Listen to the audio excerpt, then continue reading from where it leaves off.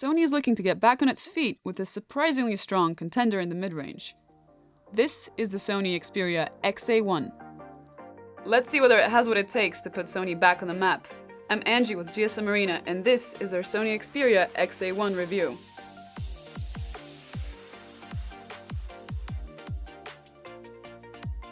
Clearly, the Xperia XA1 doesn't look dramatically different from the original. The screen resolution is the same too. So, what's the big deal?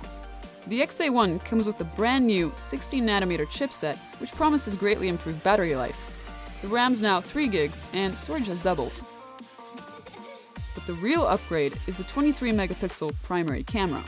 Even as far as looks go, the Xperia XA1 punches way above its grade. It feels much more expensive than it is.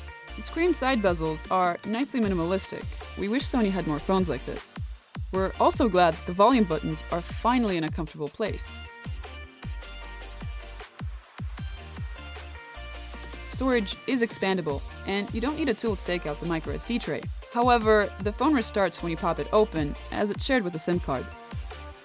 Contrary to what you may expect, this down here is not a secondary speaker, and the actual speaker is not a terribly loud one either. For the phone to really stand out, Sony should have put in some sort of water resistance or a fingerprint reader, but that's not the case. The screen is 720p, but it's adequately sharp. What caught our eye is that colors don't pop that much. And even as it is, the color accuracy leaves much to be desired. Battery life is one of the positive surprises with this phone, despite a relatively low battery capacity. The XA1 performed great in all our battery tests. This speaks well for MediaTek's new chipset. Its power efficiency is as good as the other top mid-range performers. And it's not only power efficiency, benchmarks also show that it's on par with them performance-wise.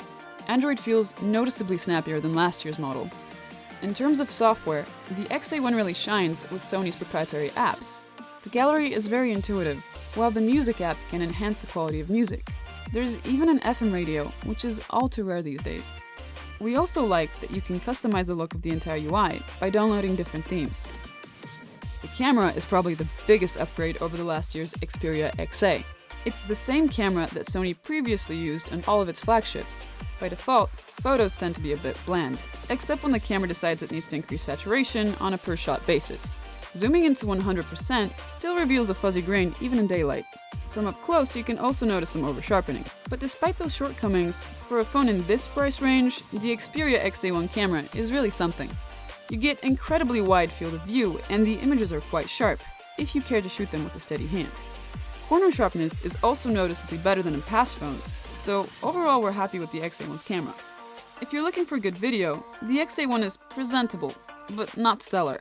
We're okay with the fact that it can't capture 4K video, but even in the 1080p segment, we've seen way better. The video stabilization isn't amazing either. The XA1 didn't get the more advanced steady shot mode of its higher-end sibling. The front-facing camera has an extra-wide 23mm field of view. It's perfect for group selfies. It lacks autofocus, so sharpness will vary greatly depending on how close or far your face is to the camera's sweet spot. It could also be our review unit, but coming up with a sharp selfie was not really easy with this one. Sony has come up with a solid mid-range phone. It's got great looks, solid battery life, and a high-res camera, so it's more than a worthy successor to the XA. But competition in the mid-range is a fierce specs race, and the XA1 doesn't qualify for pole position. Thanks for watching, and don't forget to check out our detailed review over at gsmarena.com.